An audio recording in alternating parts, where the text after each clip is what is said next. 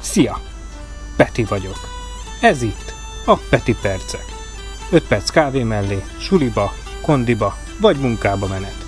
Ha érdekel, miért a norvég 4x4-es általam a funkcionális edzések hullámvasútjának nevezett intervalledzés a legjobb választás a VO2 maxod, és úgy általában a futásod fejlesztésére, akkor maradj a frekvencián. Kapcs, Ford! Indulunk! A norvég 4x4 nem maxolás. Ez nem sprint, ez egy szertartás. 4 darab, 4 perces szakasz. Mindegyik után 3 perc aktív pihenő. Csak ennyi. És mégis, minden egyes alkalommal újra megkérdezi tőlem. Itt vagy? Elbírod a saját tested? A norvég 4x4 egy intervallumos futás, amit eredetileg sífutóknál és hosszútáv futóknál alkalmaztak. Az alapelv roppant egyszerű. Fuss 4 percet magas intenzitáson. A maximális pulzusod 85-95%-án. Ezt követi 3 perc aktív pihenő, séta, vagy nagyon-nagyon laza kocogás a max pulzus 70%-án. Ezt a 2 blokkot 4-szer ismétled, előtte bemelegítesz 10 percet, a végén pedig levezetsz, és kész is vagy. Ez egy brutálisan hatékony, mégis roppant elegáns módszer. Tudományosan ez az egyik leghatékonyabb módszer a VO2 maxod növelésére. Magyarul nő a keringésed teljesítménye, az állóképességed, a regenerációs képességed és az életminőséged. De miért pont 4 perc a terhelés? Mert a 4 perces szakasz elegendő ahhoz, hogy elérd és fenntartsd a maximális oxigénfelhasználás 90-95%-át, aktiválódjon a centrális, tehát a szív- és érrendszeri, valamint a perifériás, azaz az izomsejtszintű adaptáció is. Fiziológiailag ez az időtartam már túl van az anaerób küszöbön, de még nem lépsz át teljesen az anaerób tartományba, így a szervezet folyamatosan tanul hatékonyabban gazdálkodni az oxigénnel. Ez a sweet spot az aerób kapacitás fejlesztéséhez. A 3 perces aktív regenerációs szakasznak is van értelme, hogy miért pont ennyi a hossza, mert csökkenti a pulzust, de nem engedi teljesen visszaesni, így fennmarad a keringési terhelés. Ez a 3 perc tökéletesen elég arra a szervezetednek, hogy eltávolítsa a laktátot, ami gyorsabb visszatérést tesz lehetővé neki a következő intervallumokban. Valamint mentálisan is segít, mert nem omlasz össze, de mégsem teljes pihenő az egész. Ennek a 2 szakasznak a kombinációja lehetővé teszi, hogy minden egyes 4 perces intervallumban közel azonos teljesítményt adj le, így a hatás összeadódik. Nekem, akinek a norvég 4x4-et leszámítva konkrétan gyűlölök futni, fejben nagyon-nagyon könnyű úgy nekiállni a dolognak, hogy csak 4x4 perc tempó van, a többi pedig már lófasz tejszínhabbal. De miért ilyen hatékony a VO2 max növelésében? Mert nagyon magas intenzitást tart fent, de nem túl rövid ideig, így az oxigénszállító rendszer maximálisan stimulálódik, a szív térfogata és ütésereje folyamatosan nő, a mitokondriális sűrűség pedig, amik az energiaerőművek az izomban, folyamatosan nőnek, a hajszálérhálózat pedig bővül, ezzel pedig javítja az oxigén leadását. Ha heti egyszer beveszed az edzéstervedbe, már az is látványos VO2 max növekedést okozhat. Pláne, hogyha a legjobbat választod. Én már az első alkalommal beleszerettem.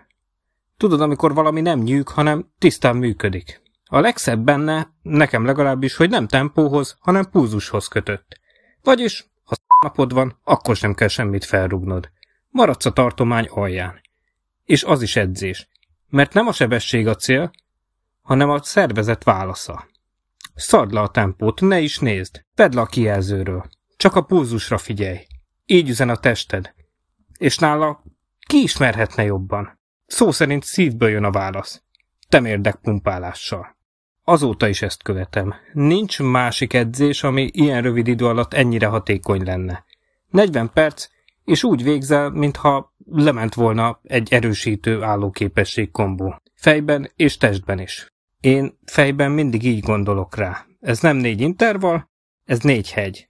Minden egyes szakasz egy csúcs. És minden csúcson vizsgázol. Az elsőnél elindulsz. Felébred a test, elindul az oxigéndús vér. A másodiknál nekem általában megjön a gondolat.